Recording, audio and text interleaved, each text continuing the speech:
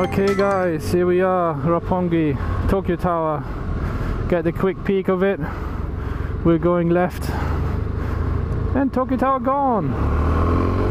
So Roppongi by night. Someone asked for a night vlog and I was in Roppongi. We went to a bar.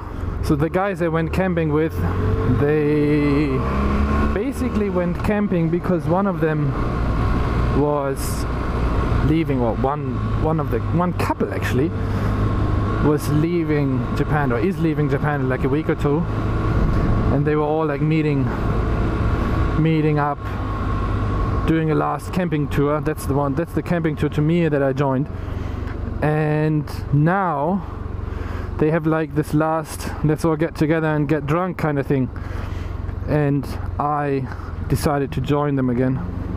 Even though I wasn't doing any drinking. So yeah, well, here, big fucking highway cross, Roppongi.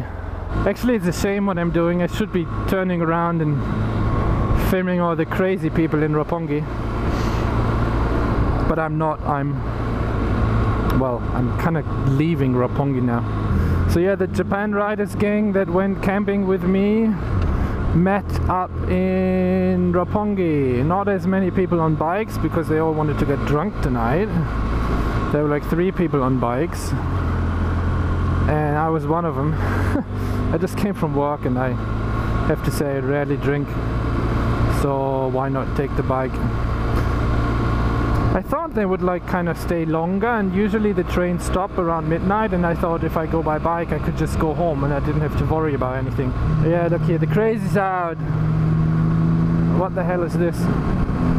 To the Ferrari. Look at this, I'm faster than you.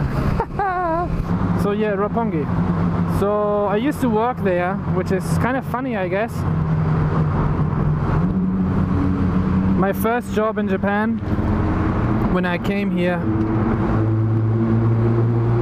there's a Ferrari again. My first job in Japan was in Roppongi. I wasn't a working visa, like working holiday, for those of you who know it. I did a 1-year working holiday visa in Japan, which means that you are basically a tourist who is allowed to work just to sustain your long travel in the country or something like that. That is kind of the point of it all. And I stayed a year here, and the first job I was a waiter. I was a fucking waiter in Roppongi, and I stayed in Australia before. I did a working holiday visa in Australia, and in Australia, especially like Cairns or Perth or Brisbane or like the cities that I visited there, that I stayed there, people would print out a resume, basically just a work experience kind of thing, and then go from door to door, from like restaurant to restaurant, or I don't know, any place where they think they could actually get work. And they would just ask, like, do you have a job for me? Do you have work for me? And yeah, that's how people got work in Australia, like the backpackers especially. So when I got here, the first thing was, yeah, well, let me just print out some resumes and go from door to door. And I have to say, it doesn't really work in Japan. That is not a good idea to get a job, a proper job. But the working holiday idea is that you are allowed to stay for 1 year, and in this year you basically just do any job you can find, so you can pay rent and stay in the country. And that's why I tried. That's why I printed out a resume. And the thing, I thought the best place to find a job was Roppongi, because Roppongi has a shitload of foreigners. Most foreigners who visit Tokyo stay in or around Roppongi and go to Roppongi. If you walk around on the street and, oh, there's another nice car, yeah, fuck yeah, that's where the money is at here. And so I basically went to Roppongi and I tried a bunch of restaurants and stuff. One guy, he just looked at me, I'm not sure where he's from, and I don't want to say anything wrong or piss anyone off, but I don't know, he was Armenian or something, and he looked at me once and he said, "Hey you dude, you're big, you can be a friggin' bouncer." you want to be bouncer here? And I was like, yeah, why not? I do anything. I just need a job. So he had like this big interview and showed me the place, and it was like a restaurant slash bar kind of thing. And he told me to buy a suit, like, oh, you're gonna need a suit, you need a black jacket and a tie, and you can be a bouncer. You can be at the door, like he called it a doorman or something, and open the door and smile, and then the head waiter, or I don't know, some waiter, Japanese dude, will get the people and put them in some seat or somewhere. I just have to like sit there. And what's he gonna pay us? Like, the whole minimum wage kind of thing is like, it's ridiculous in Japan, because Roppongi, they do not give a shit about anything. He was like 800 yen, 800 yen right here. 800 yen is what, $8 an hour. You have to work, he said, you have to work from like 9 o'clock till 10, also 9 or 10 o'clock, and you got to work till like 3. And the thing in Japan is, especially in Tokyo, is if you are out after midnight, you have to stay wherever you are and wait for the first train.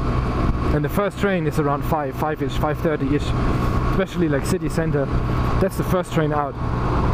Take that first train out, then you can go where, you know, where you live. Sorry, I'm not making a lot of sense. I work like 10 hours, I'm fucking tired.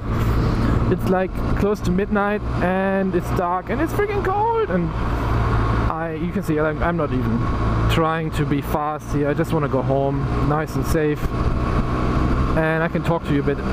So anyway, so he said 800 yen per hour from like 9-ish to what, to 2-3 a.m. and the main thing was, which is like 6 hours, right?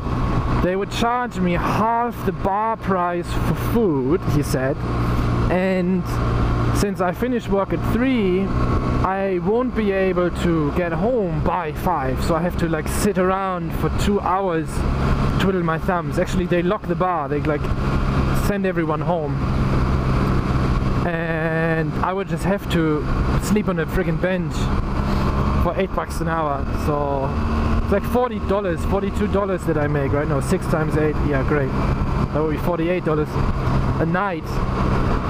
Plus, you know, in Japan, if you work at a proper job, the employer will pay for the commute. In that bar, they were like, yeah, no train money, no train money. So I have to work like an hour every day just to pay for the train. So that's why I said 5 times 8 is $40 a night, which is practically 8 hours, because I have to wait 2 hours for the train. And I was like, yeah, you know what, dude? Fuck that. So I tried to find another job, and I found a job. I worked in an Italian restaurant, like Italian restaurant. The owner was a Japanese dude, and he has a more kind of high-class-ish restaurant.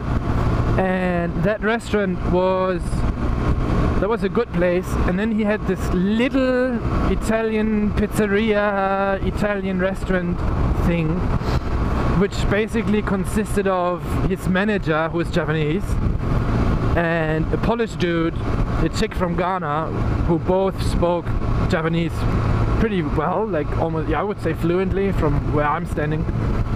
And then me, who would speak English and German and had no friggin' idea about Japanese.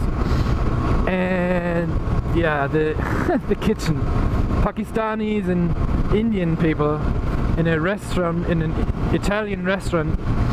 And I worked there. I worked there 10 months. Almost the full first year I worked there.